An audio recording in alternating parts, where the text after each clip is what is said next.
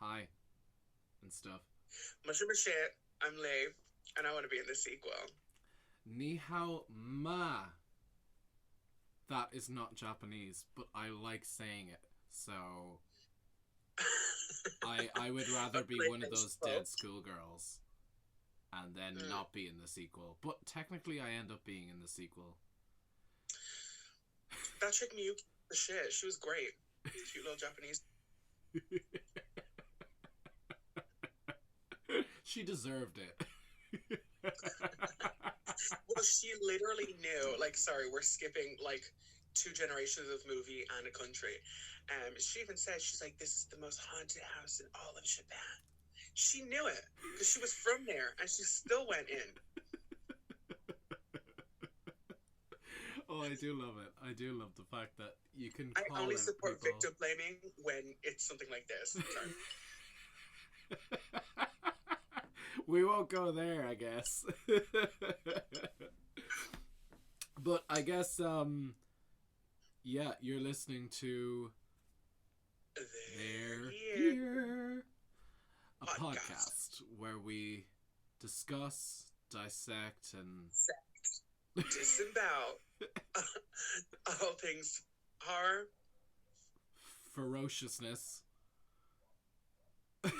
Wow, going off script. And the macabre. So, Today, I'm actually so excited because last week we were talking about the fact that this month is going to be foreign horror cinema month, so non-English horror movies. Now, this we made the conscious decision to avoid Irish English horror cinema, as English this would speaking movies. technically be foreign cinema to American audiences, quote unquote. So we decided to just go with non-English unit horror movies, and we're gonna have a Horror with blast. the subtitles on. Horror with the Yeah. subtitles on, that's for sure. And we're gonna have a blast because today we have Ju-on the Grudge. Now, Uh-huh. the first thing I just want to speak about is this is the only Grudge that I know specifically because you told me the other day after I had watched it saying like this is not even the original movie. Can you just explain that to me? Okay, so there was two original short movies that started off. This is where the characters of Toshio and Kayako come from. Um, One being 444444444, which is like a small kind of Japanese alliteration for the name for the word death. And then I forget the other one, but it like translates to in a corner. So they're kind of where Takashi Shimizu, our director, comes from, where he starts to do these like little like bits for TV shorts, and then we move on to just Ju-on, which are the original first two movies. But what we're doing today is Ju-on the Grudge, which is like, It's a start of a sort of new franchise, isn't it? yeah, it's kind of like the I guess like the first stages of the final form of the Ju-on series Yeah. that we kind of got to know and love. But this was the one that I watched like right after the 2004 one came out. Yes. And I didn't actually get to see it for years later, obviously, because it was 2004 and I was a child and we don't really have access to that shit. But in Extravision, like we've spoken about before, these were the two Japanese Ju-on movies that they had. So I always assumed that this was the original. Yeah. But we were mistaken. But I was not about to watch another fucking Ju-on movie. I will say, number one, obviously directed by the iconic, legendary Japanese film director Takashi Shimizu. Now, I could be butchering that name for all I know. I'm trying No, to you got it. be culturally sensitive as much as possible. And it was also written by him as well.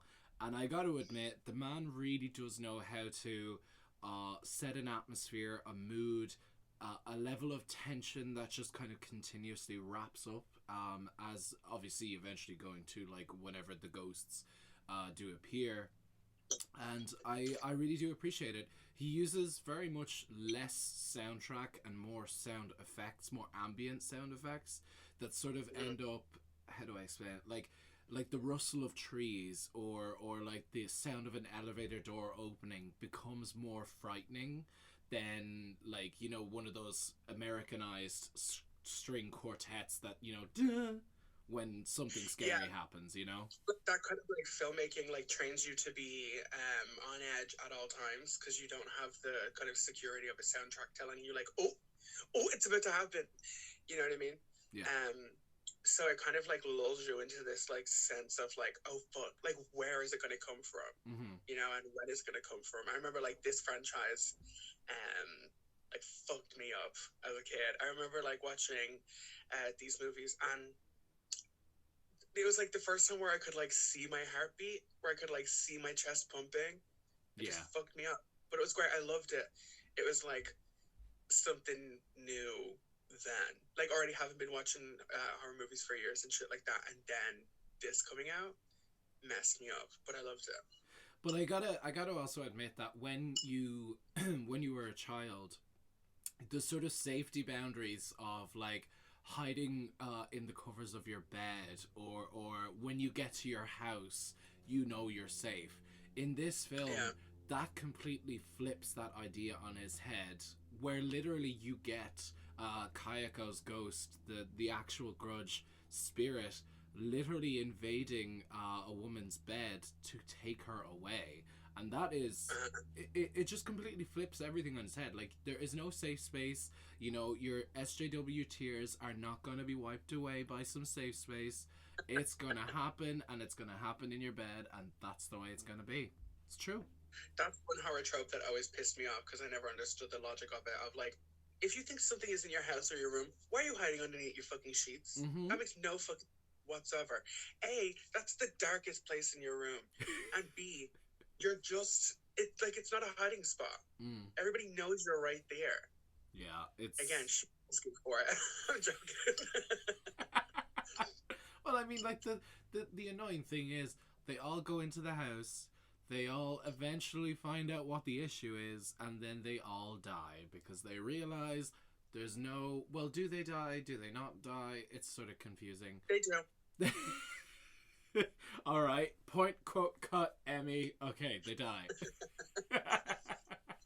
No, they do. I was actually doing a little bit of research on this because we have a podcast about movies where we research things for it. And that each victim is killed in like a very distinct way to Kayako. Either having their like neck broken, or to be like just taken. Like just to be taken and to be like vanished, or to have the jaw removed.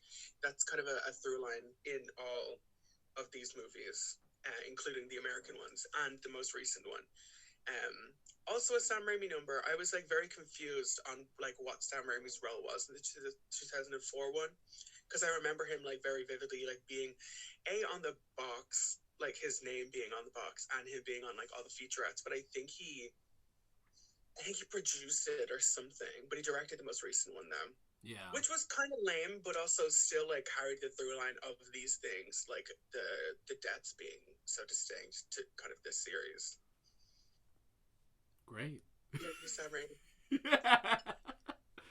I gotta say, with regards to the way these sort of spirits, ghosts, I believe they're called Onryo. That's exact. It's so equivalent to Japanese folklore, and how like ghosts are actually perceived over in Japan, that they're just so... It's really great, and I really appreciate that they're not some like Americanized specters where they're see-through and they're glowing or whatever. It's very much either like almost Stanley Kubrick-esque, where they're physically standing in front of you and they're just there, you know? And the fact that they have the extremely white pale skin, dark eyeliner around the eyes, and it's just sort of the piercing stare that the both of them have, that Kayako and I forget Toshio's son, the son Toshio, that they're just, it's really creepy. I thought you called him Toshio's son. I was about to be like, how dare you do this on this podcast, people? Wow. No, that's not what I mean. But yeah, no, it's really cool that you that you get this sense that like they're physically there constantly and they're just creeping you the fuck out. Especially Toshio when he opens his mouth. That's scary shit, man. Well, the Unreal, that type of ghost is a very like specific type of ghost in Japanese folklore. It's basically a ghost that's been like, they can be known as like a wrathful spirit or like a vengeful spirit, somebody that's been killed or has died in the grip of a powerful emotion like rage or sorrow. And basically, the Japanese believe that when you die in this state, you can come back and manifest yourself and cause physical harm in the physical world to people, you know. And this actual story itself is like kind of loosely based on I believe it's called Wa. I looked up the kind of pronunciation of it because I'm this color, which is basically a story of like a devoted wife, and she's kind of married to a samurai, and he murders her father, so she's left in a state of kind of sorrow, and then he murders her, which basically leaves her to kind of be this kind of entity, the kind of entity that we see Kayako being in these movies, and more so to become in the future. She's kind of, I don't want to say like benevolent in this movie, but she's kind of almost not even there. She's like almost a B character in this movie because you don't get any real like backstory for her really in this movie. The main focus is almost Toshio. Yeah, so that's kind of like it's a good kind of segue to have when it, in terms of like the opening of this film, because we actually, what you just explained there, when someone dies in the grip of a powerful rage, a curse is born, and they will travel and, you know, haunt people that come into the space and blah blah. It's very interesting that you should say like that Kayako is a sort of B character, because she is literally killed off screen. She's already dead, as the opening shots are, like that whole kind of the very interesting like black and white, literally just Kayako's eyes, blood splattered across her face. He grabs, I remember specifically, I don't know whether it was because I'd seen the American version first, obviously, and then I'd realized, oh wait, it's actually a Japanese original film, that that Toshio and the cat were both drowned, but the cat was actually killed by I think it's a Stanley knife. And it's so upsetting, you know, being the vegetarian that I am, you know, wouldn't eat cat. And yeah, the kid is also killed off screen as well, so like you only get like those quick flashes of what may have happened, and then it cuts very quickly to the first character, which I can't remember her name. Can't remember her name. It's the mother. Yes, this is the yes, that's the ticket. She is I don't want to say Alzheimer's because I'm not 100% sure. She's diagnosed with extreme lethargy and dementia. There you go. She, like, if there was any character in this film that I literally just look at it and go, yeah, that's me. It would be the old lady on the floor. Yeah, that is you. But the other, the care worker is sort of comes in, and the director and the cinematographer, Takusho Kikumura, I want to say, again, I could be butchering that name for all I know, but they did a great job of just really establishing like the sort of the atmosphere in that house even before the cleanup and all of that, and then the switch back to prior to what had happened, and then that huge horrible dark stain that is clearly shit piss, and the fact that the ghost was standing there. But yeah, it's very yellow. It's very yellow. It's very much setting up an atmosphere for everything else to follow it, because you need to know that like when this woman comes in and talks to this woman, this elderly woman, she is in the grips of Kayakos Ghost, and I'm not always 100% sure as to whether Kayako uses the old woman as a conduit, or as a way of drawing other people into the house. So I always find that kind of interesting that there's a dichotomy there between, what Kayako was doing and what the grandmother was actually there for, because nothing ever really kind of happens to the grandmother until the care person comes in. You know what I mean? So like the mother and father, which we do end up talking about later, they end up getting it, but the grandmother is still sort of left alone. They do. Yeah. They get it. I always kind of took it as that, even in the American version, the played by Grace Zabriskie in the American version, is just a terrifying woman. I love her. She's Laura Palmer's mother on Twin Peaks as well. But I always got the sense that she was being used and kind of not like puppeteered, but like used as almost like bait to kind of draw people to the house. Because to me, she had the worst fate of like kind of anybody besides Kayako and Toshio in these movies, because she's just there. She can't kind of get up and leave, and there's always that kind of thing of like, they won't leave me alone, or I just want her to go away, all that kind of stuff. And this woman is kind of just confined literally to floor level. Like, she's literally on a mattress on the floor. And as a kid, the reading I had from this was like, Kayako is just kind of like feeding on her really slowly, like a spider kind of a thing. Like, she just has her and is kind of just drawing whatever she might need out of her, like slowly and like gradually. And this woman has just been left in that house. Like, this is all after the fact, but she's just been in that house hearing what has happened to her son and daughter-in-law. And like, we'll get to that, but it always creeped me out so much. She's just there by herself. It's very much that kind of sense of like, I don't want to say there's many jump scares in this thing, but there is, in a sense, but it's more so creating that atmosphere. Like I said earlier, like, there's very little music in this thing, and when there is music, it is used to great effect to just build up the tension rather than to a jump scare, because most of what Takashi Shimizu uses is these sort of lingering shots of the eyes of the person witnessing the horror, and then it turns very quickly towards the actual horror in the room. So for example, I always like to reference, I'm going to say Kubrick again, but it's the same thing. It's witnessed first, the audience witness it through the experiencee, and then we experience it through them to what's actually happening, i.e. Mrs. Massey. We know that Jack sees it first, and then we see it. You know what I mean? So it's it's high tension. Yeah. And also, I do like the idea that like these movies kind of like give the sense that like not everybody can see what everybody sees. You know, like there's a couple of scenes where like it just throughout the entire franchise, there's going to be a lot of times where I reference the franchise as a whole, like all the way from 1998, where the first short started, up until 2019 when the most recent movie has come out.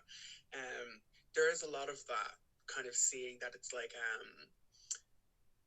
one person could be like tormented by somebody in a room and nobody else can see what's happening. Yes. You know, like there's actually a scene, I believe, in the third American movie where we see a survivor of the second movie just get tossed around a room on a security camera, but all we see is the boy getting tossed. Yeah, that always freaked me out. Again, like there's something about seeing children die as a child that like kind of graphically as well, that makes you just like, oh my god, I'm mortal.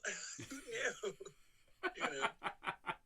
As juxtaposed to, you know, the fact that you're only 20 something, and you know, I'm 89, and that, you know, we're both immortal, you know. Yeah. And then I was 23 last year.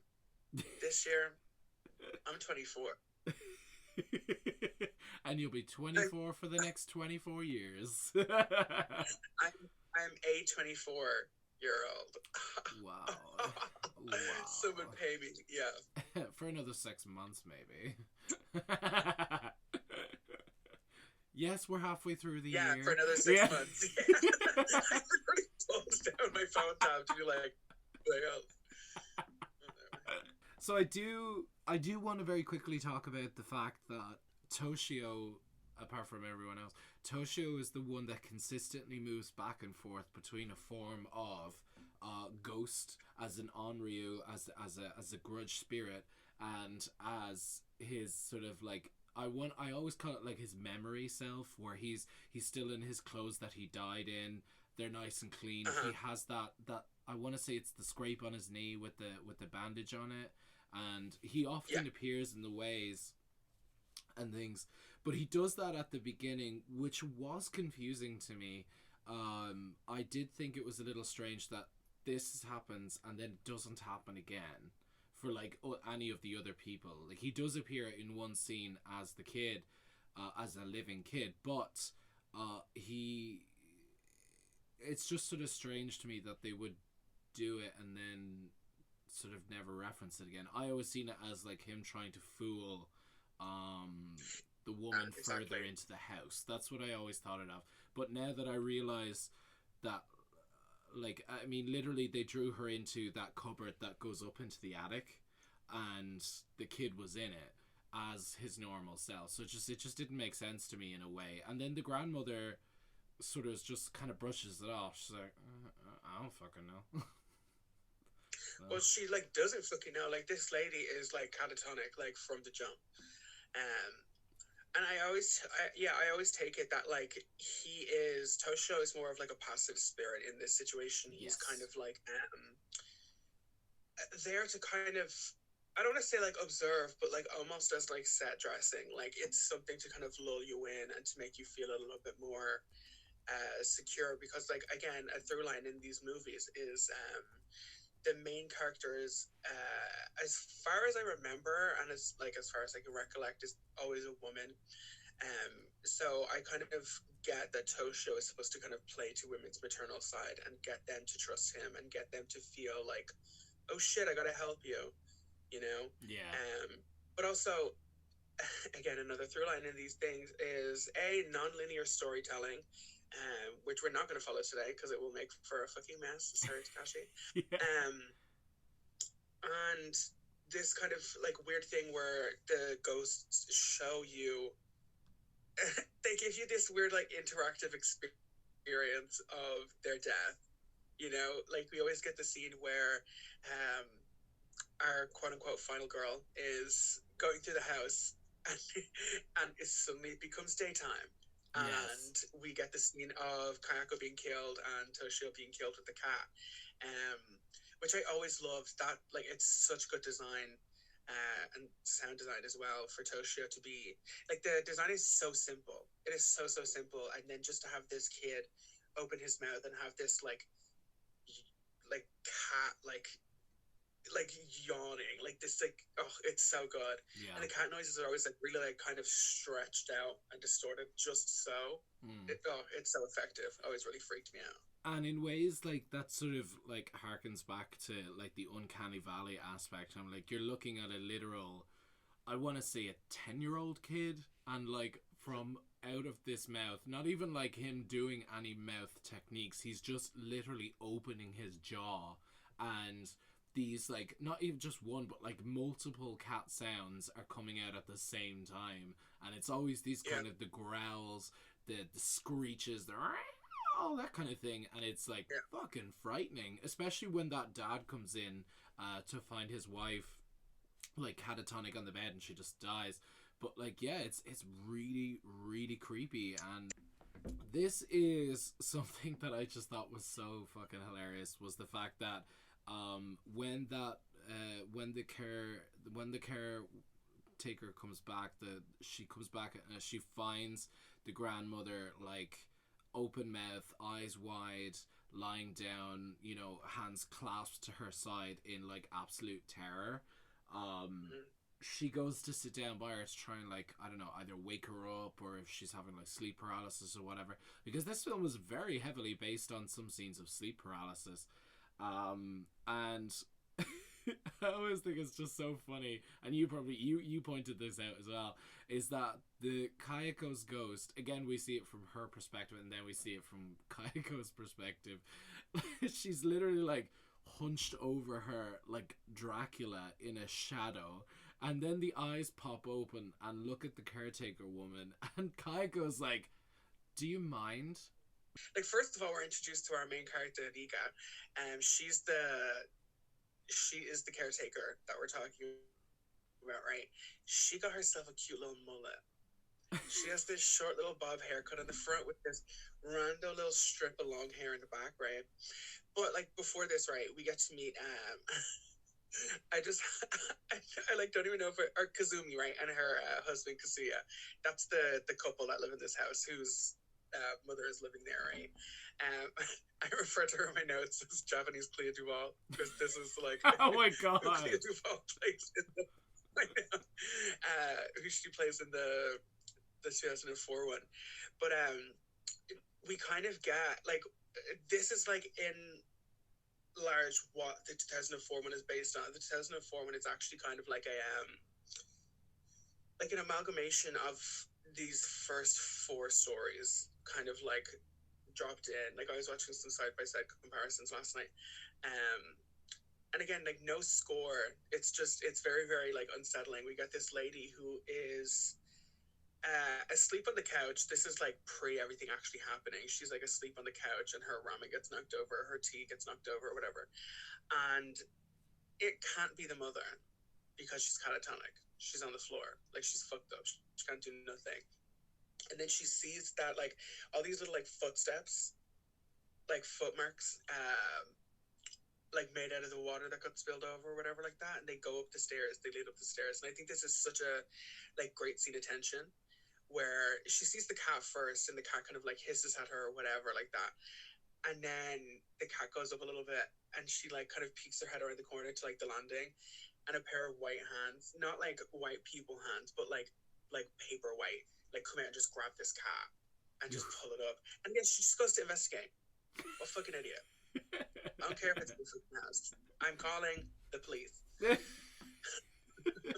I'm leaving the house and I'm doing it. I'm calling the police, and then that's it. We're done. I'm not coming back here. Don't get fucking twisted. I did it before. I came home here one time. Just very quick side note, but you guys love this. I came home here one time, right, to find my two back doors wide open, like at nighttime, and nobody else was home. I didn't even remotely go to investigate. My ass grabbed a knife, went out the front door, and called my grandmother and said, "When are you getting home?" She said, "I'll be home in 10 minutes." I stayed my ass outside for those 10 minutes and waited for everybody to come home, and then checked the fucking house, including the attic, because that shit happens. I listen to MFM. I know my true crime. Sometimes somebody's living in your fucking attic, and that has happened before. Not about to catch me. You won't get my name and address. No, you won't. You won't be living in my walls. Yeah, I mean, fucked up. Yeah. You want to be living in my attic? You better pay fucking rent. Buy some messages. Come on. For anybody that isn't Irish, messages is like your weekly shop or whatever. Yeah.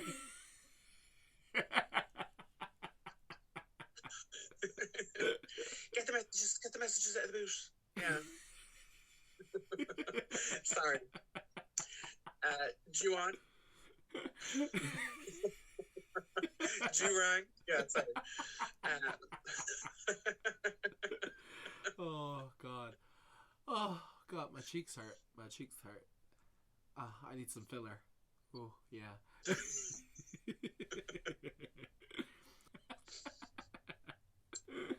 Well, anyway, I already told you guys at the start of this shit was going to be a mess. This movie is filmed all the way out of order. Yeah, but over like a span of like 6 days or something. Yeah, it's incredibly like, how do I explain this? It's incredibly out of whack. It jumps back and forth chronologically. I mean, the Ju-on series, the Grudge series, is known to famously just jump days ahead, weeks back, this, that, to explain the plot in the just in the most irritating way possible. I hate when storylines do this, because it takes you into the story, then it completely takes you out of it and goes off and tells you about another thing, and in my opinion completely slows down the story. Which is why I also hated the Saw movies, because they were jumping back and forth, years ahead, weeks back. Back to another flashback. Yeah, I don't need this. Yeah, it's so convoluted, and this series is exactly the same. It's so convoluted that you know it's really hard to just understand who is who and what is what and what's going on at all. So yeah, we're just kind of going whatever we want and explaining it as we go, because that's the only weird way I can kind of really talk about this movie. So yeah, fuck you, Takashi Shimizu, I guess. Yeah, pretty much. It's like this kind of like non-linear storytelling always gives me like a weird like, not like a sense of unease, but it's like you don't ever feel like, no, this kind of like non-linear storytelling like never lets you like settle in and kind of get comfortable because you're jumping from place to place to place. Yeah. Which I guess is kind of effective. These movies have always made me feel kind of like uncomfortable. Like I enjoy these movies, I really, really do. But yeah, there's always just this weird sense of like never being able to like get into it because you have to like piece it together yourself, you know? Yeah, yeah. I very quickly I want to really kind of talk about Kazuya, because there's Kazumi and there's Kazuya. So Kazuya, after he meets Toshio popping out of the bed while the wife is catatonic, I want to talk about very specifically this one shot that just tells me that he's possessed, or that he's like under the influence of not I don't want to say under the influence of Kayako, but under the influence of Kayako's husband. Do you know what I mean? When Kazumi, like, I want to say she dies. She's on the bed, she's catatonic, she lifts up her head, and then she just dies. Yeah, and she's dead. Toshio is staring, like full stare down with Kazuya, and you see, now this is hard because all the names are just so different to what I normally used to, so it's hard to remember who is who. So when, like, I always presumed it being like it's not Kayako that's doing this at the moment, it is Kayako's husband, the husband that murdered the two of them, right, taking possession of the husband in the scene. Does that make sense, or am I not like talking about that correctly? But you get that though, because like I get there is like this weird reading where like he kind of I don't want to say like acts out of character, because this is actually our introduction to this man. Like really, like he was only in one scene very briefly right before this, where he kind of like leaves and goes to work. Because also in this scene we get his sister Hitomi, and she just walks in. No, hold on. Also, hold on. Get it straight. She rings the doorbell as she's opening the door. As she's walking in. Yeah, that's very mom energy of like opening your door and then knocking. You know what I mean? I'm coming in. But no, that's also a huge throw into this movie. People just walk into this fucking house like they own it. Gosh, this the presumptuousness of people. She comes over and she's got like all these messages. She's got all the like groceries. I was called the messages guy. She's got all these groceries and stuff like that. And I kind of, up until this point, we don't know that she's actually his sister. I took it as the wife's friend because it sounded like, oh, I have a friend coming over kind of thing. It didn't sound like your sister's coming over later. But anyways, she comes over and lets herself in. And he basically is like, you need to get out. You need to get the fuck out of here. Because she's kind of like walking around the house, like looking for people. And then he just kicks her out in the rain. And we get this like really weird shot of he literally just like pushes her at the door. And then it shows outside. And she's just like, well, just spent like 50 quid on fucking groceries for you guys. I was totally going to cook dinner. I guess I'll go. You know? And she doesn't take off her shoes. That's another thing I noticed. Is like, and that's supposed to be like very traditional Japanese. When you come into somebody's home, you take off your shoes. Yes. People don't do that in this. Yeah, I want to kind of very specifically talk about like his attitude and how he does that, because the cinematographer does this thing where he is still looking at his wife's corpse on the bed, and his face, there's a light from underneath his face that goes dim, and he goes from like this sort of shocked expression to very kind of evil, like very very quickly, and it was like, to me that's more scary. Just point out. No, it's genuinely frightening, because like I've only seen that type of cinematography and that expression used when the Kayako's murderer, her husband, was in camera shot. So that's how I always take it as, you know? And especially because he almost becomes that sort of like graspy hands type of male dominance thing and he fucks Hitomi out into the rain. Do you know what I mean? So that's all how I always kind of got it, you know? Like, I took that as like I don't want you here because I don't want... Because I actually, like, hearing you say that now, I actually do kind of get that reading a little bit more. But then there's kind of some conflicting things where it's like, after he throws her out, we see that he carries, or is it during? He, like, carries Kazumi, like, into... I'm just gonna call it like the attic room, because it's never like specified like what this room is for. Yeah. It's just the room that has the closet that leads up into the attic. He carries her in there and kind of leaves her there, but then also he is dead after this. Like, he also ends up dying up there under what they don't call it the attic, they call it under the roof. They always refer to it as under the roof. I always thought that was kind of cool. But yeah, actually, I guess you can kind of see that, like, because there is three spirits that are at play. The husband character, Kayakos' husband, I always forget his name because he's like the least interesting one. He also is an honor. Yeah, because he died in the grip of emotional rage, and she died in the grip of emotional sorrow. You know, so like, I get that. I can see that. Yeah. Okay, development live. Let's go. Have I Steven Crowder quote unquote changed your mind? No.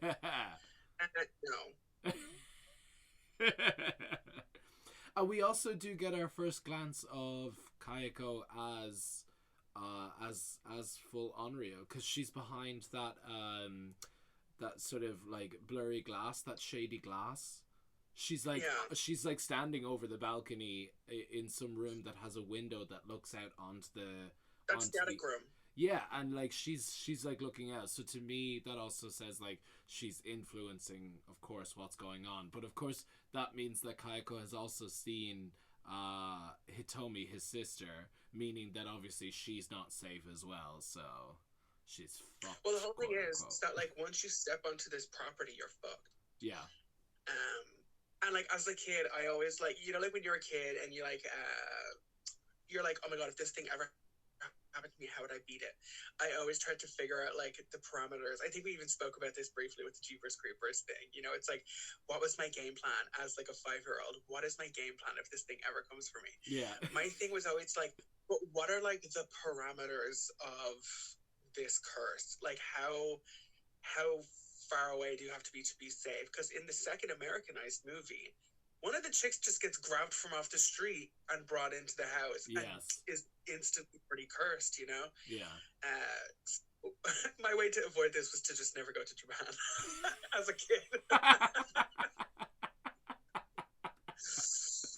Just stay away from Kayako's house, and if anything looks adjacent to that house, you'll stay away from it. Because I also always got the sense that this is kind of like, this house is like just a little bit out of the city. Like, it's kind of, I don't know. I didn't want to say, I don't know. Yeah, quick Lewis right out of the city. 2 stops, you know. Just two shits. Yeah, you don't have to wait. Yeah, I'm not gonna be fucking 90 cents for 2 stops. What, you stupid?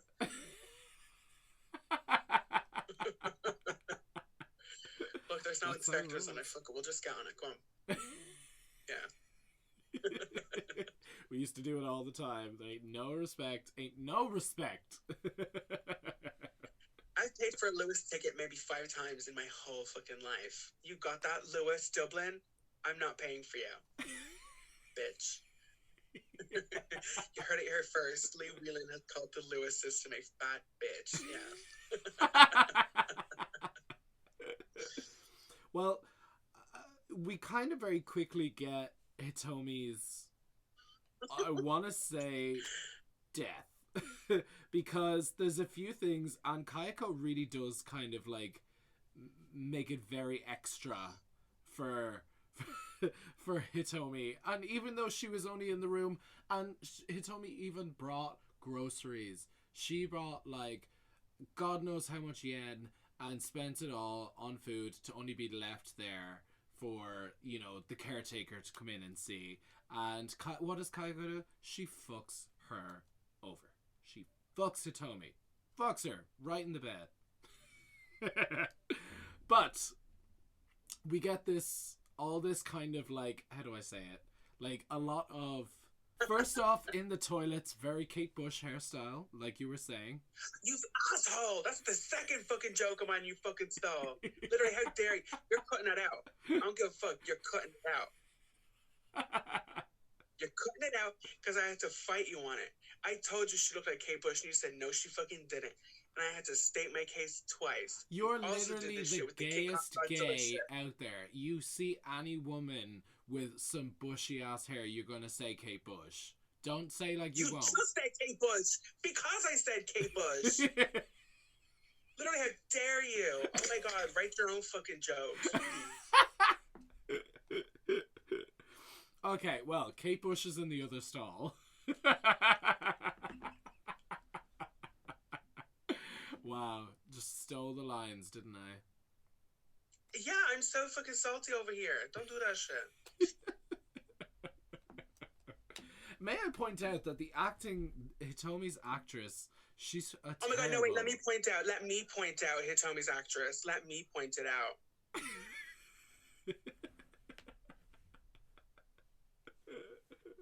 Okay, go on, point it out. What was I going to say? No, allow me. She's in the phone, right? She's on the phone with this huge ass fucking like antenna on it. It's like a foot long. And she's fully in the bathroom stall. Didn't wash her hands or nothing between opening the bathroom stall and putting her hands on her phone and then her face. Answers it, goes, mush mush it, has a little conversation. And then just thinks that Kayako is like complaining in the next stall. She's like, what? I already hung up. But like, I actually like this kind of office setup scene better than in the American one. Because I think this like bathroom stall is like much creepier. Yeah, it's very much just the bathroom stalls. There's about less than a foot width between that and a tiled wall, and it's just creepy as fuck. Creepy as fuck. Yeah. And we got that Kayako is literally just fucking with this girl, like just to fuck with her. Because like we know that like Kayako is now this like corporeal thing that can kind of just do whatever she wants to once she has a little bit of like a latch on you, once her hooks are in you. She can just appear. She could have got this girl that instant. She could have got that girl in the house when she first entered, but she didn't. She's just following her around, interrupting her phone calls, cutting her piss short. Fuck out of this bathroom. This is for Unreals only, okay?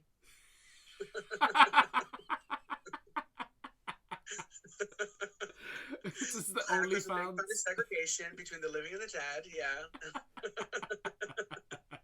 Kaiko's got a full on big HD camera, and she's like, "This is for the Unreal only fans. I'm recording how much I'm fucking with this person." Yeah. She's got Hitomi's picture up on the wall. She's like, "Don't let this one in." You know. You're barred. Get the fuck out.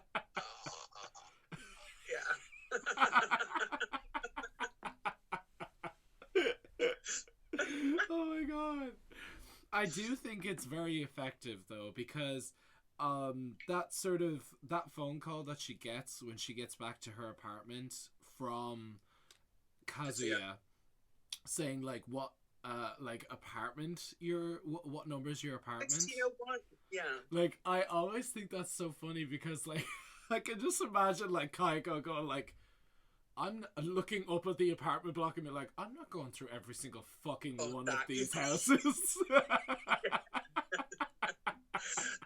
I always found this scene in this movie and in the American one just so creepy. Like this is the part that always really like got me, because it's a chase scene. We don't get it for like any of these for the rest of the movie. And this girl is followed from her office building all the way up into her bed, and we get like very quickly in the office building, we get her running to security and being like, Kate Bush is in the bathroom, and and he's like, great, I'll go check it out because it's my job. And he goes to the bathroom, and she's like watching on security camera, and like his shadow becomes Kayako, and then Kayako like walks up towards the camera, and it's, I'm just gonna say, love this movie, but they needed some money. Somebody should have cut them a check for this fucking movie. Very low budget. Because the couple of times that we got like close-ups on Kayako, yeah, they needed a couple of extra coins on this movie. Yeah, which is why I think that like the American adaptation is actually like, it's not like a sellout, because it's still Takashi Shimizu doing it with budget, the backing behind him that I think he needed. Although I will say that even without the budget that they had, with respect to it being the original source material for the American version, and then obviously like using parts from the previous films as well, with respect to it, I still appreciate what they did and with what they had as well, you know? I think it's very effective, and it still is pretty scary. There's a couple of times though where it took me out, like seeing Kayako out straight, like we said, like it I couldn't not see like 78 era Kate Bush. It's because like it's missing all the elements that I like associate very heavily with the Grudge, which is like hair being like almost like the delivery system for Kayako. Like that's kind of I don't know. I don't like her like teleportation system. It's like hair is like her little like breadcrumb trail. It's like where there's hair, there's Kayako, you know. But then to see this chick with a blunt bang and like a long bob and have no like hair element to it just made me laugh. And then like seeing some of the up close, like the makeup, it's almost theater-ish. Because it's very like kind of like block and like effective from far, but when you see it up close, it's so obvious. It's just black eyeshadow. Like even on Toshio's mouth, when we see Toshio's mouth up close, we can see all the like flesh tone with some black eyeshadow like smudged around the sides and shit like that. But I don't know. I take this as like I almost view this as student film. Like it's very much so like, but it's a very, very good one. Yes. You know? Yes. Like once we get to the American version, it's not better because it's Americanized. It's better because it has more money attached to it. You know? Yeah. Yeah. I appreciate the that. more you know. Yeah. Well, you know, considering what they did with, you know, how Hitomi disappears and how she quote unquote dies, I do think it's a very interesting thing, and I really appreciate the fact that the director and the cinematographer literally turned around and said, you know what, we're going to take you out of the comfort zone of saying that your bed is a safe place, that space that is purely your own, we're going to literally take that out from underneath you, and that's how you die. You know, she's dragged underneath it, you know. And I pretty really much we're gonna have this ghost grab your titties and you're gonna disappear. Yeah, Kayako does fondle her boobies a little bit. Did you notice that? She's like, she didn't grab her by the shoulders or the head or anything. Literally just, I'm gonna fondle your breasts, and then we're gonna go underneath together. Exactly. It's very that. Yeah, for real. And this scene is like she finally gets home and all this kind of stuff like that, and like it's a little bit longer than the American version. There's like more scares to it, I guess, like that. And she kind of like gets into bed after like being creeped and like getting the phone call. She like gets a phone call, yeah, like you said, from quote unquote from her brother Kazuya, and he's like, yeah, I'll be right up. And she instantly gets like a ring on the doorbell. Yeah. And goes outside and nobody's there. It's so creepy. And then like during her chase, like in the bathroom, she lost a little bear charm on her bag. and gets back, and she gets into bed, right? And then she like turns on the TV, and it like starts to like warp and like distort and stuff Yeah. like that. I thought it was really effective. And then she finds the bear charm in her bed, and like, when I saw this and in the American version as a kid, fucked me up.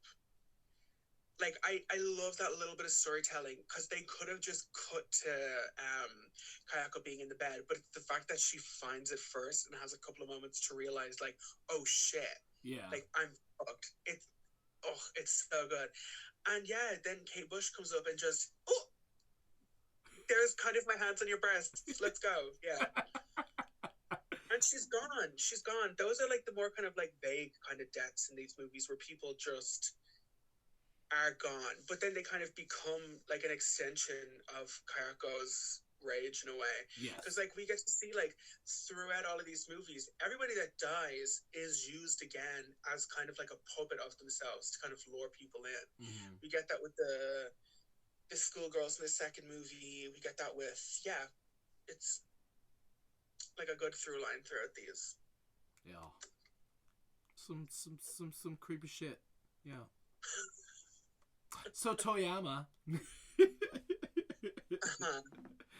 we get this nerdy kid that he yeah, that's all I describe him as. He's a nerd. Not good. No Jack.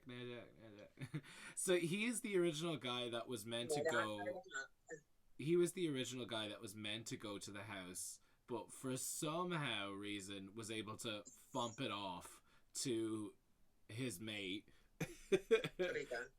yeah, like and like he comes back. He does this whole thing is like, I want to go in there, but I'm gonna go in there, and I don't want to go in there, but I'm going in there, and I'm in there. But he's like her boss, though. I know, but like he just flips her off, and he's like, "You take this," and then he just like fucks off really quickly at the beginning. And when he actually does come into the house and finds the grandmother dead, and then like he's instantly shocked to find Kage her, and I'm just like, oh no, don't like that.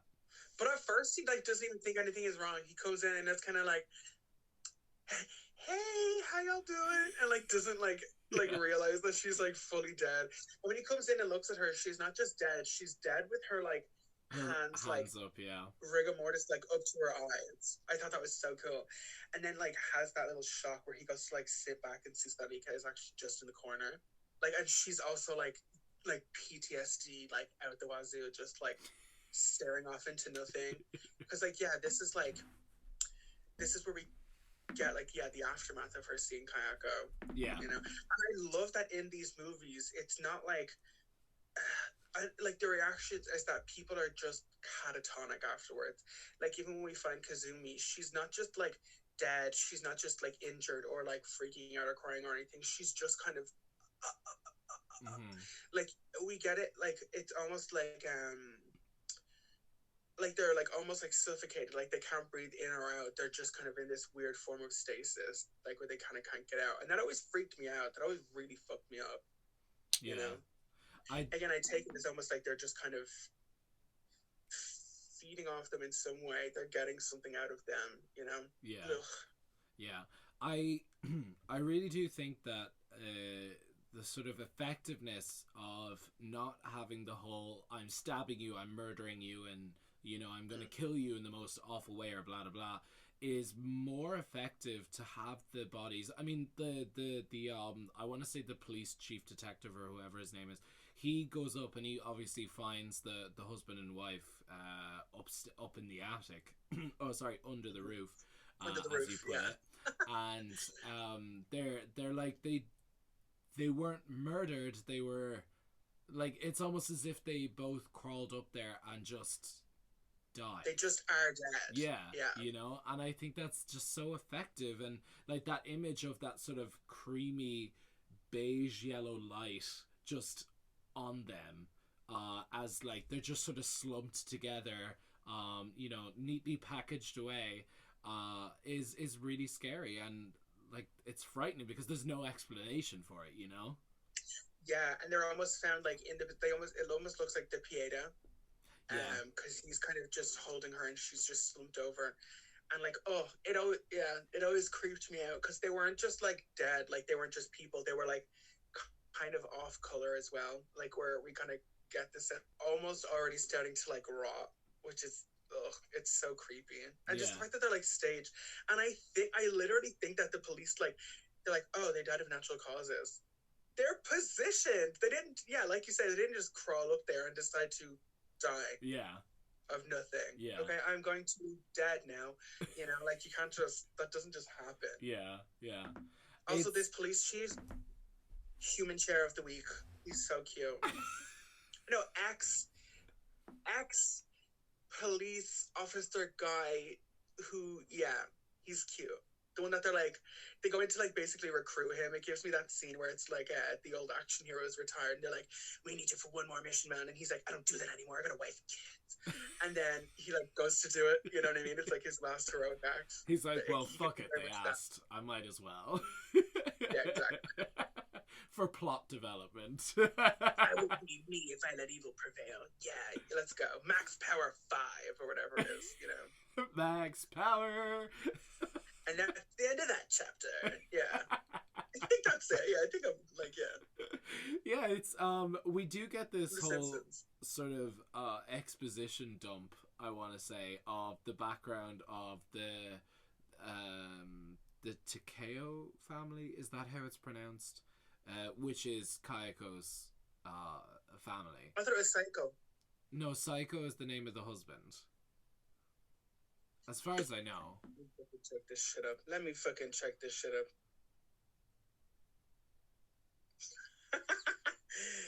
Let us not be foolish over here. Oh, it is Psyche. Psyche. Yeah, Psyche. I mean, we could be butchering that for all we know, but Psyche, yeah. So we just get this whole exposition dump, which sort of, again, like, unless it's really sort of integral into the plot, I hate exposition dumps. I don't want someone to turn around and say, this is what happened to this family, blah, blah, blah, blah, blah, blah, blah, blah, blah. You know what I mean? And that's exactly what this detective was.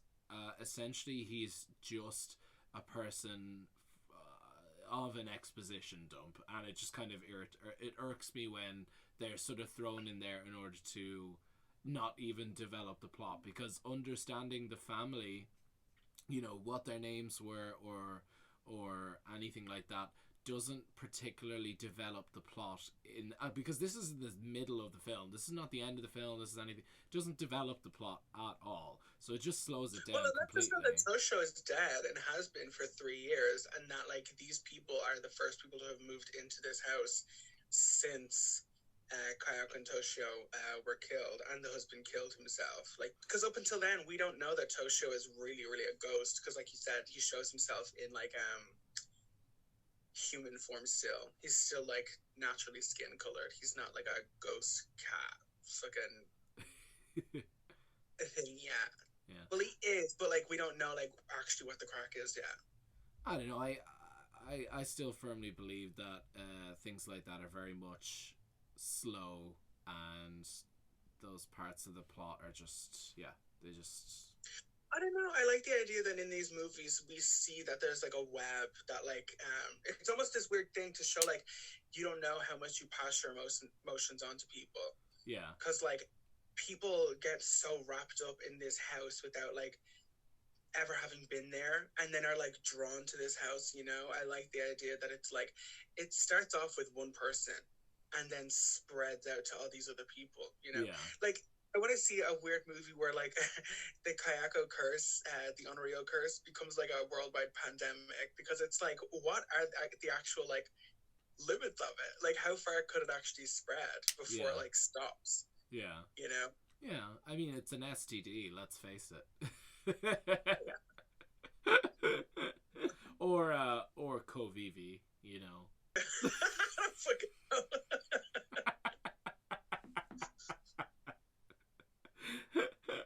Oh gosh. Oh no. Oh no. Whatever. Long story short, this policeman officer is the human chair of the week. Like, I don't want to say Japanese stereotype, but the stereotype of watching the television and the monster coming up to the television kind of trope. You know what I mean? Yeah, very that. Yeah. They like it's like, I mean, literally Kayakos Ghost does appear on the screen and pulls this policeman in to the room with to the bathroom and things like that, and then she just walks towards the camera and then opens her eyes in the camera. I don't want to say this has been overdone, but it's definitely been done to the point where you can stop doing that now, you know? Not at this point though. This is like kind of made popular by Ring, which actually started the whole thing. Ringu, that came in like '96 or like '98 or something, which kind of sparked off this whole like, not like the J horror thing, but like this particular type of ghost movie, like cause what's her name? It's not Samara. Samara's the English one. It's the Sadako. She's like also an Unreal. She's like also this same type of ghost, like born out of like an extreme emotion. Yeah. So like kind of up until this point, it like wasn't even stereotype yet. But I get what you mean now, though. It's in like every fucking one of them that you see. It's the like when somebody turns to look at a security camera and looks like right into the camera, you know, like that kind of thing. Yeah, it's very irritating, and I tend to get quite just quite bored of seeing things like that, you know. And I suppose, yeah, you got a good point. It was there first, so I can give it props for that. But I'm so tired of seeing it. I really am. I love how mysterious this movie, like this conversation is, because like people up until now don't know whether or not that we like this movie or not, because we're like so very much on split minds. Yeah, no, I mean, I do. I really do. I appreciate this film because, in my opinion, Ringu and Ju-on, they were the ones that really kind of, you remember that buzz of like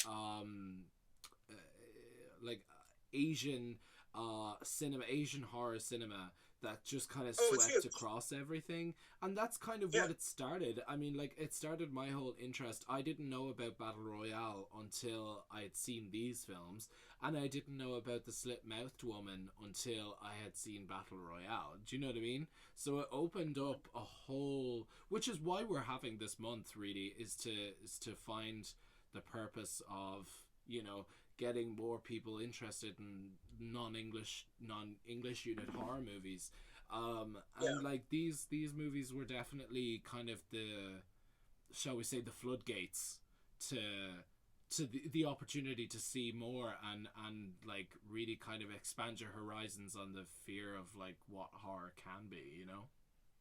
Well, yeah, no, I remember that, like, it was huge. The whole kind of, like, J-horror wave came, like, in the early 2000s. Like, yes, like we said, with Ringu being remade into Ring.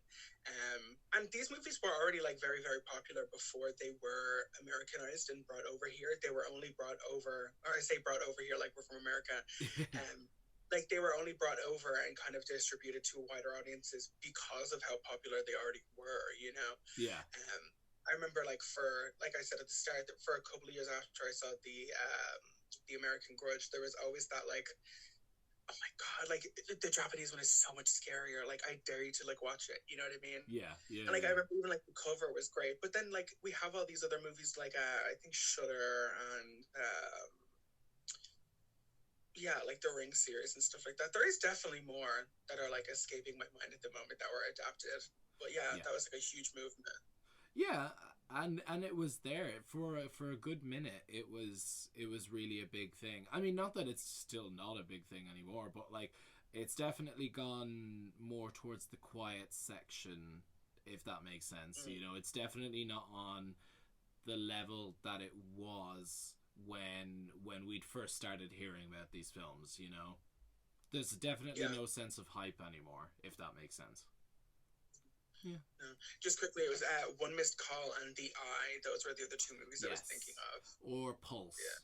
You remember Pulse?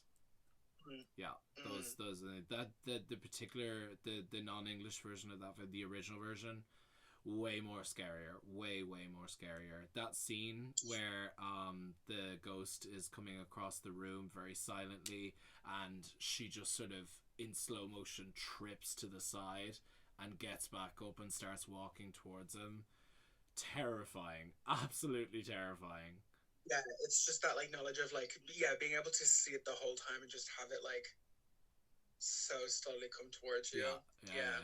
And that Also, final just very shot, quickly before we move on, I think like it behooves you to, even if you aren't a fan of subtitles or a fan of non-English horror movies, the fact that you might not understand everything they're saying almost makes it creepier, because you can't like, again, like you can't like lull yourself into it. You're going like purely based off visual, you know. yeah. I think like it's a whole different experience. But also like I even said to you the other day, I was like, I'm totally like one of those people, like I just put the subtitles on for like every movie, like whether or not it's English. Oh, I just don't know how you can do that. It's so distracting. It's so distracting. Us young folk, we can multitask. As juxtaposed to us old folk, I guess. Who can't multitask by your own admission. Yes.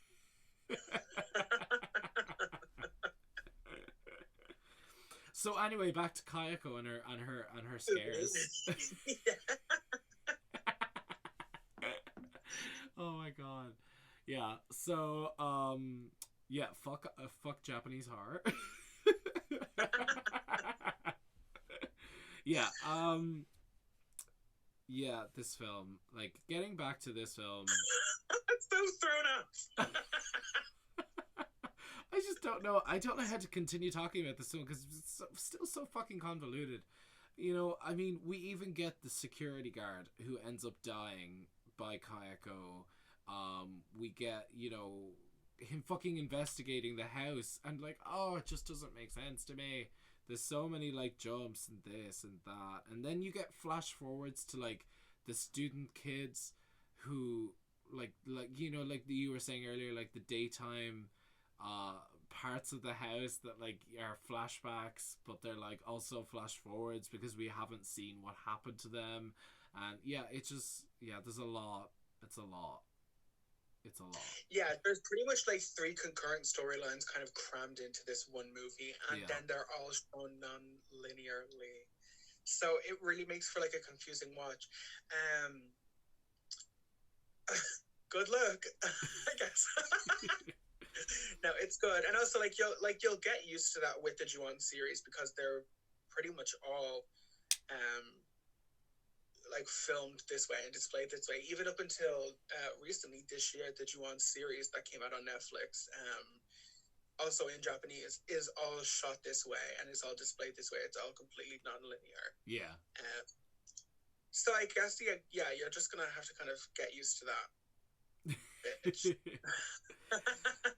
I know that the whole sort of crux of this story is how you interconnect people with the place, and then with obviously Kayako. So there's, when you say 3 coherent storylines, it's more to do with, number 1, either those who were there at the time, number 2, those who had entered the house, and number 3, those who had been around a person who had entered the house. Because even you said like earlier that like the ghost can literally just, because it's confirmed in later iterations of these series that the ghost can literally pull people into the house as well. So in my opinion, as you go further on in the series, it becomes less and less cohesive with the original lore, and especially because they jump around so much in the timeline, so it can get quite, it's extra. They actually prefer, though, because like in this movie there is no lore, there is no backstory, there's no nothing. We just know that Kayako and Toshio died in a violent way, but we don't, it's never even like explicitly shown to us that the husband did it, and it's never even shown to us that Toshio died with the cat, you know. And I think like that is a benefit. Like, I know you said you don't like when you kind of delve into the history of things or delve into the like origin of things, but like I think for this in particular, So, this is like 2 hours later. We're actually giving you the Grudge non-linear experience over here. First, we recorded in black and white for Frankenstein, and now this. Yeah, no, I think like I don't mind it though. Like kind of delving into the lore because I feel like in particular ghost movies, I feel like you need to like set up rules and like set up like parameters for yourself because like with other I guess creatures or like kind of things there's already like a preset of rules that everybody kind of agrees upon, but with ghosts especially like getting into ghosts from another culture, I feel like you kind of have to set parameters a little bit, you know. So I like that they expand. Because if this movie was the only Ju-on movie, like nothing before, nothing afterwards, we would never know nothing, you know. But I like that though. It's infinitely more scary when you don't know anything. But it's not because we don't even know that she died in like the grip of a rage or in the grip of sorrow or anything. Yes, we do. Which explains. It says in the Japanese titles at the beginning. But we don't know like what the crack is with her at all. Fair enough. Kayako, what's the crack? No, for real.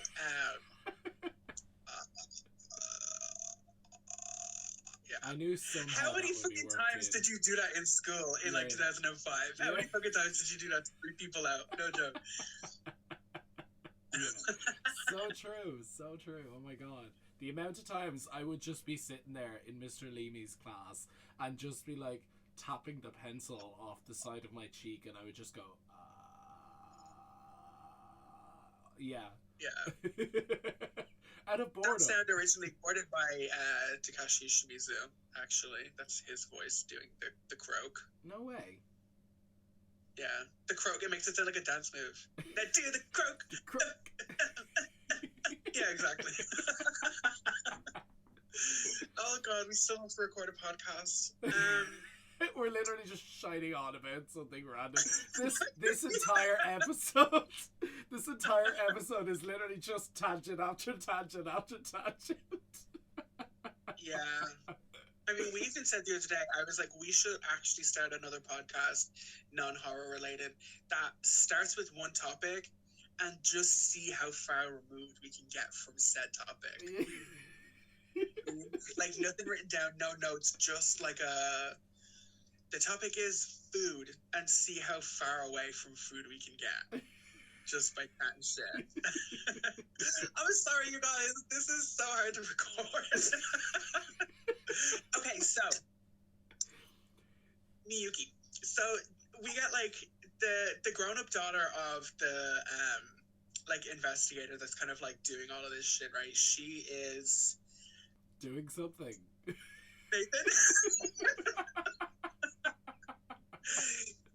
So she's basically like gone into the house with like a couple of her like friends or whatever, right? And like shit has like followed her back, right? Like, why? This was my whole problem in the first place. Like, people actively choosing to go into a crime scene, B, fucking where people have died, and fucking 3, C.25. You're fucking cunt. You're gonna fucking die. You're literally walking into the Grudge house. Don't be a stupid cunt. That's all I have to say. Also, just don't walk into people's fucking houses. That's another trope that I fucking hate. I'm pretty sure we talked about this like 3 hours ago. When people just walk into people's houses. Oh, we do, yeah, and then I victim blamed her. But you did break into somebody's house. So, yeah. She is basically, like, kind of, like, haunted by this now. And she's, like, this is, like, a couple of years later. And she's, like, basically kind of catatonic in the same way we find out that her father, the investigator, ended up being like after the fact, like basically just complete recluse. She has all of her like all of her windows are blacked out by newspaper and she's dressing more casually, you know. In fact, like the school uniform is actually very cute. I'd wear the fuck out of it. But her like 2 friends come over to like check up on her and like see her, whatever, like that. And there's like weird little exchanges with like the girls and her mom. She's like, "Are you blah blah blah's friend?" Wait, that's so disrespectful. I didn't even get her name. I fully just called her blah blah blah. I believe it's Uh, Chiharu or something. One of them is. Oh God. I can't so remember prepared. It's kind of not important because she literally only becomes a character in the last like 20 minutes, half an hour of this movie, and it's very kind of throwaway. her name. Miyuki and Chiharu. Boom. Okay, cool. But those are the two girls. Yeah, Izumi Miyuki is is the daughter. okay, right. So she's like kind of getting haunted now. Like she's starting to see like apparitions and all this kind of stuff. Messy episode. I know. It's a messy movie. It's a messy movie. There's a huge time jump without any explanation of there being a time jump. So we're just introduced to a grown-up girl who we were introduced to as a child without ever being told explicitly. Like, it's her. 10 years has passed, 5 years has passed, whatever. But so we kind of get the thing. This is also featured in like the Americanized Grudge too. She's basically like the Allison like of this movie. And these girls just kind of like come for her, right? But she like is running throughout her house, and she puts these chairs up against her door, but like doesn't barricade it at all. Yeah. They're just up against the door. So the girls just walk in. They just open the door and push the chairs aside with the door, and they come and get her. They literally come and get her, and when I say that, I mean literally. One of the schoolgirls is literally like yanking the sheets off of her. So like, come to fucking school, you fucking bitch. Yeah. I'm like, Get up from us. Yeah.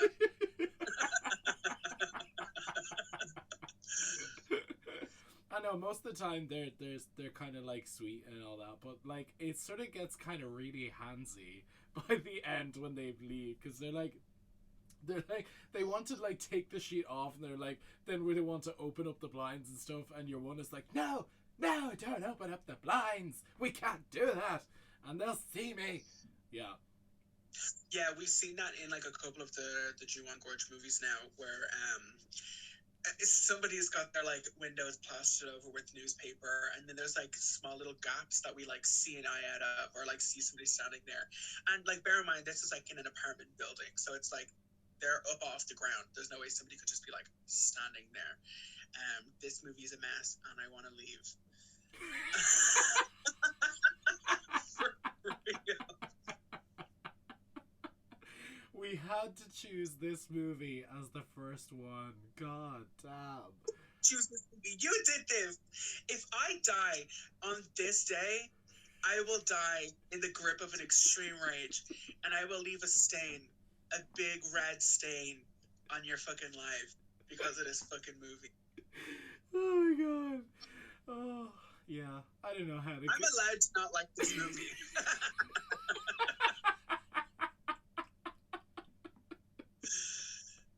Oh, God. Okay. But, like, you're going to be paying for it next week with what we're doing next week. Yeah, I suppose. Yeah. Bitch. Okay, so we kind of cut back to, like, main story, where we're back with Rika, and she's in the hospital, she's kind of recovering, all this kind of stuff. Rika. Say it again. And, like, it's her and her friend Mariko.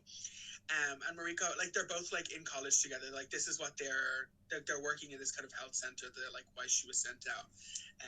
But we kind of get that it's, like, social services. Like, they go out and they help people who need help, i.e. why she's, like, taking care of old people and stuff. And Mariko basically, like, is like, oh, I'm taking the job. Like, she replaces Rika in her position, right? Rika, like, basically is, like, we cut to a scene where she's, like, on her way home. Like, they have, like, had, like, a little meeting, and we find out that Mariko has gone to the house. And her phone is just ringing. Rika's phone is just ringing and ringing and ringing. I'm like, answer the fucking phone. I don't understand how people can just have their phone ringing like this. Yeah. It's only your friend Mariko. Just answer your phone. But you see, No, actually, what does happen? I'm so sorry for interrupting you, but I'm not that sorry because I'm gonna keep talking for a second. We get that scene where Rika goes home and falls asleep. Actually, she falls asleep and she has that dream where she wakes up and her bedroom is just covered in black cats. yes. And that's where she kind of gets. This is her kind of like telepathic like clue of like, yo, your friend is in trouble. Like, help your friend. You know. Yeah. I do think this movie sucks. No, it doesn't cut that. I'm not cutting any of this train wreck. I think personally, right, that this sort of last, like, what I'm gonna say, like, I want to say 20 minutes of the film is probably the more intense scenes, apart from obviously Kayako under the bed. But when the schoolgirls, like, full on white face, show up ready to, like, do the duty, do the job, done and duty dud. It's very much just, yeah, they're scary, they're weird. They paw. Very much so scary.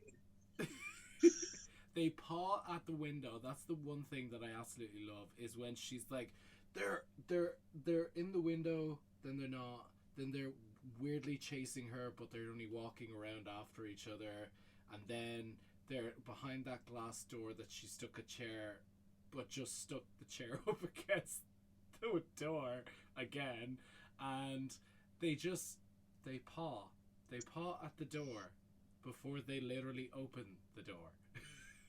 Which I think is just go in. Again, it's very much so the like mom energy of like, I'm coming in, like you're already in. Yeah. You're already in here. I can see you.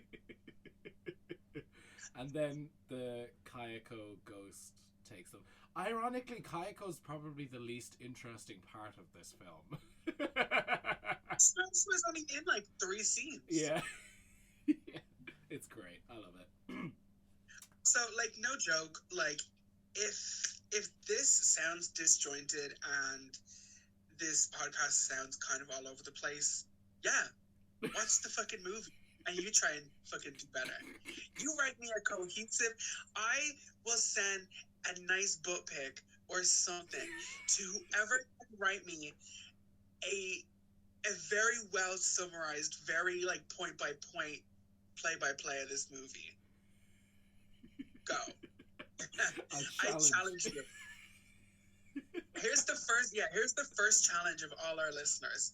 I want you to fucking write me an easy play-by-play of this fucking movie. Why don't you start your own fucking podcast, listeners? I fucking hate this movie. No, I'm joking. I'm just tired, and this movie is bad. But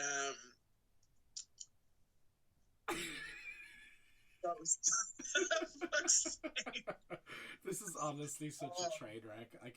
I literally can't. I'm such a dick for choosing this movie. Okay, so I know where I'm fucking going from here. So basically, Rika realized she's a stupid fucking cunt. She led her friend over to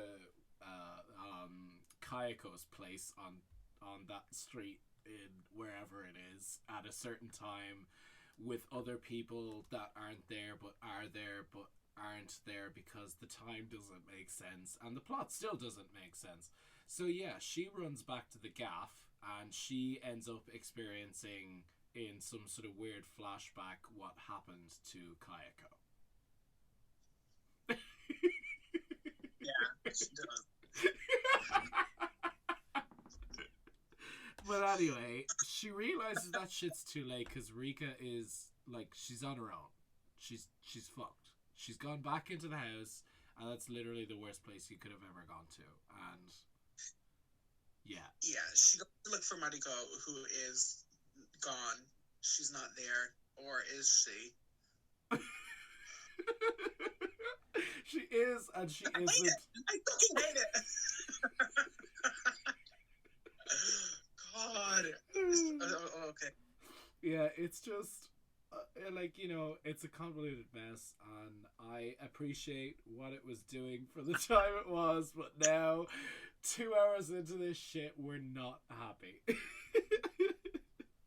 I love the fact that because there's like a 2 hour time jump in us recording the first half and whatever this is, it goes from us being like very coherent and being like, and here's the history of this type of ghost in Japan, to literally just being like, get me out of here. Like, I'm like, oh, like, I feel like we're being punished, but like by this something.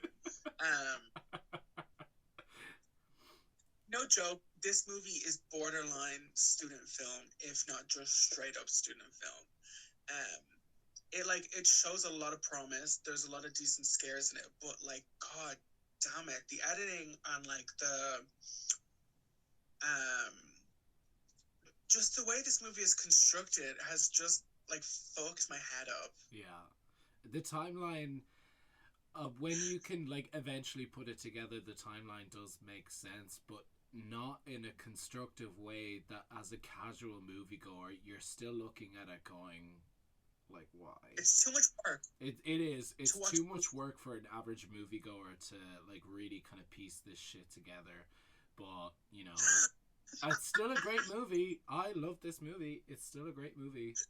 No, yeah, I had a lot of like, I had fun, but like it's the like trying to convey it that makes me want to kill myself. I don't want to talk about this movie anymore.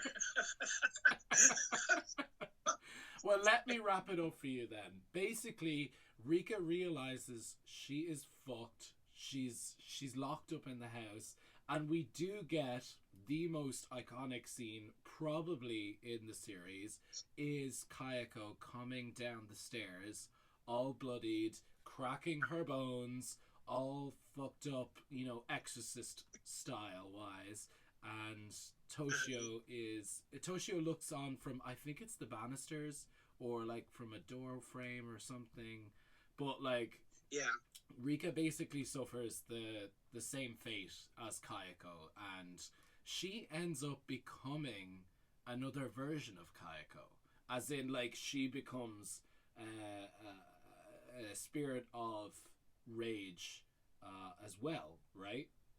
Yes. So like, it's also, I just really want to quickly like point out that like in these movies up until the Americanized Grudge movie, Kayako is played by Takako Fuji, and she does all of these things by herself, like all these movements and contortions and shit like that, which like really really helps the character. I love how like we've calmed down just a little bit. I literally went from saying I'm gonna kill myself over this movie to being like, Takako Fuji though. No, but for real, she is like, she's excellent in this role. Like iconic, and just like the movements and the like and the kind of like, because it's like there's never a point where Kayako looks angry. It's kind of, she looks sad. It looks like she like needs help, you know, because like her kind of like appearance is like that she's like injured, and like it will become more gruesome as we go along in the series. Like, I'm fucking continuing any more of these fucking movies. And let us know if you want us to retrospect them.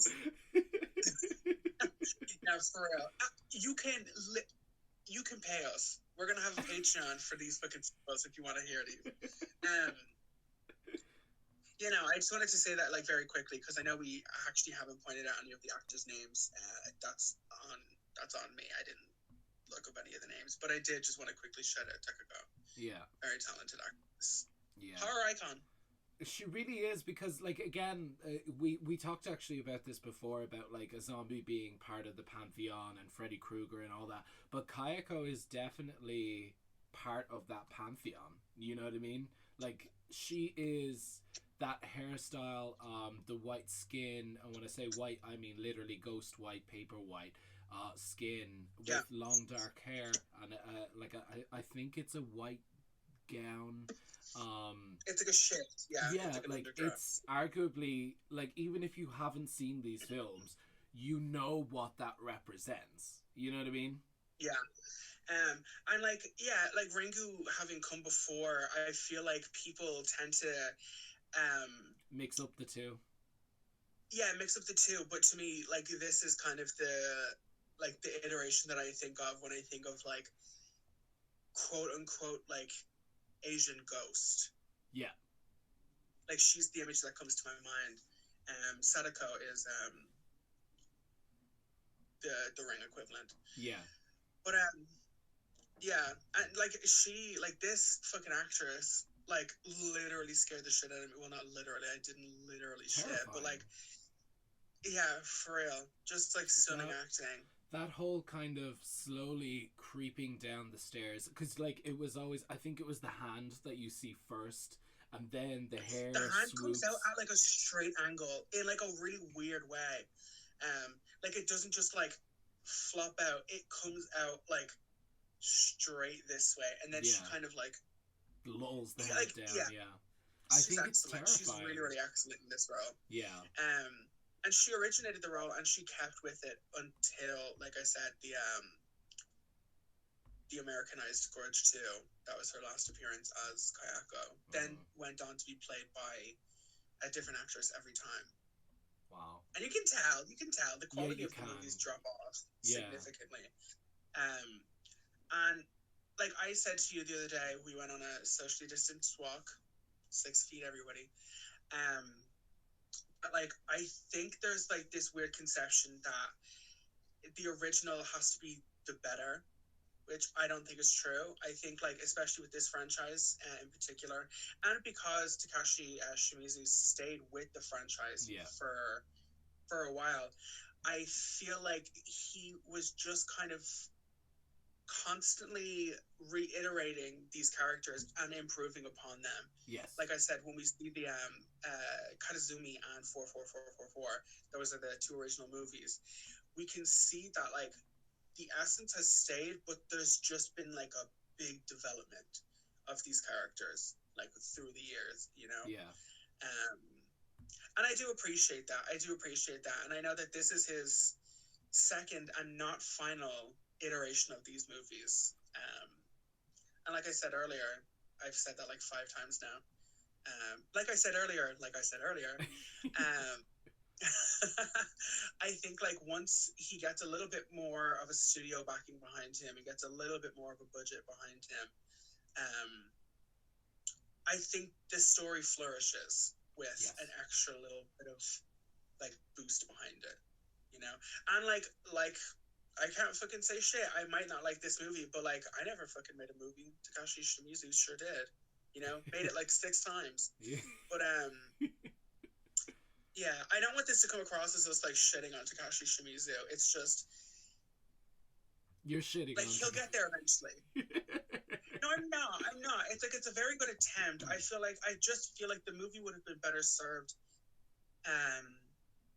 being told in a linear way. I think that's really what's just throwing me off, because there's time jumps that are.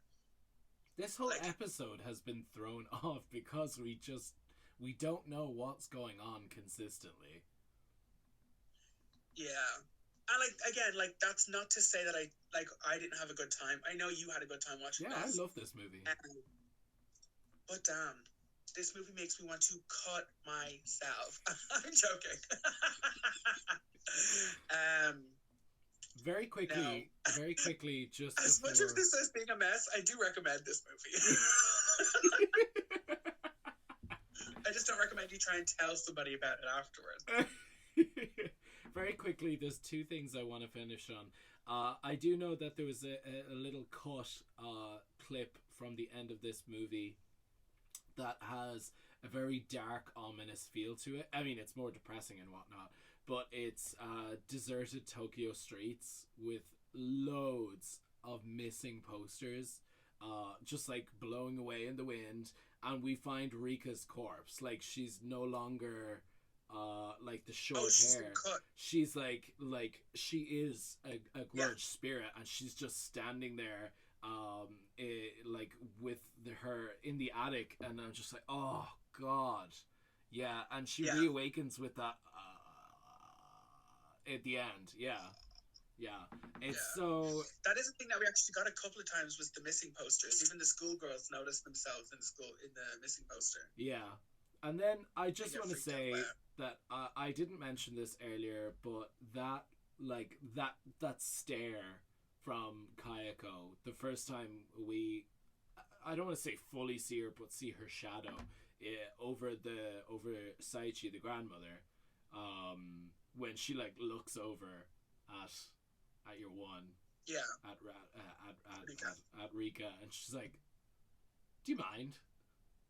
I'm Yeah. trying to hunt here." That scene, the makeup in that scene is so funny to me. Like again, they zoom right up to her face, and it's so obvious they just covered this lady's face with black eyeshadow.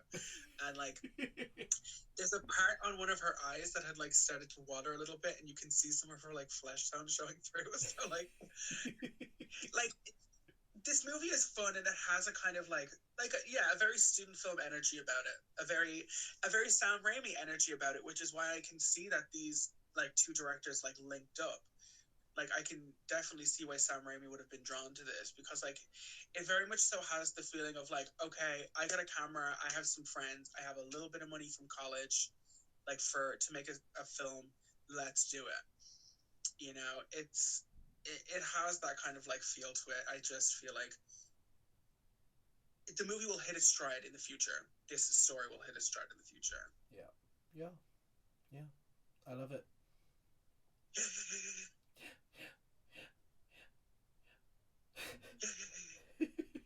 Fuck this fucking movie. Fuck this movie, but also fuck this movie, but also go watch it though.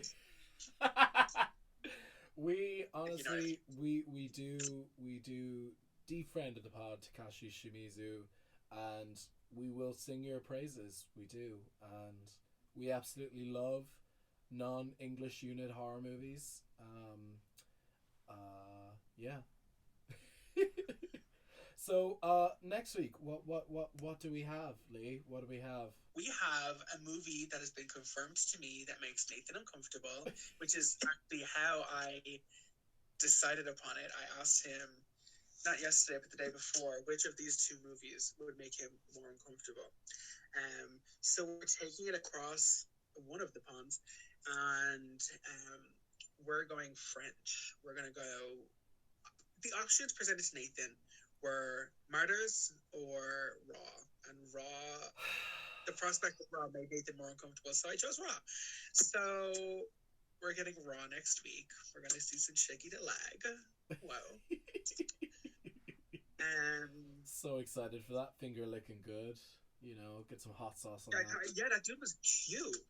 Sorry, do you have any fry sauce? Yeah. You can make that joke next week, bitch. I sure will. But that dude was cute. Alright, guys. Well, don't forget to let us know what you think. We always value opinions. If you have any recommendations, don't forget that after next week you will get a choice of 2 films for the third and final week of the retrospectives. And then, of course, on the last Friday of the month, you will get our slab podcast for another topic discussion of your choice. So you're getting a double whammy this month and next month. Well, pretty much every month after this, you're getting a double whammy of selections. So don't be afraid. Let us know what you think. Like, share, subscribe. Don't forget to follow us on Instagram for some daily content. And yeah, you've been listening to The Slab. No, it's They're Here. I don't fucking give a shit, bro. I want to go home. Oh God, my recording device is falling over. I want nothing more than to go home. Nathan has me chained to a wall in his attic with a microphone in front of me. But still socially distancing, though. Oh yeah, 6 feet apart. I'm under the roof with a chain around my neck, and but you like it, though. Oh no, I brought the chain. You're like poking me with a hot piece of metal, though, like making me fucking record this episode. Oh my god. Somebody help me. Fuck free Britney. Free Lee from this fucking movie. Alright, well, I guess there's no unpleasant dreams that he's wishing tonight, guys, so... Unpleasant dreams. No. Just quick sign off. It makes me so happy that you're going to be uncomfortable with the movie next week. I can't wait. Fuck you. Fuck everything. Fuck you. I'm flipping you off, just so you know. Goodbye. It's fine. Bye.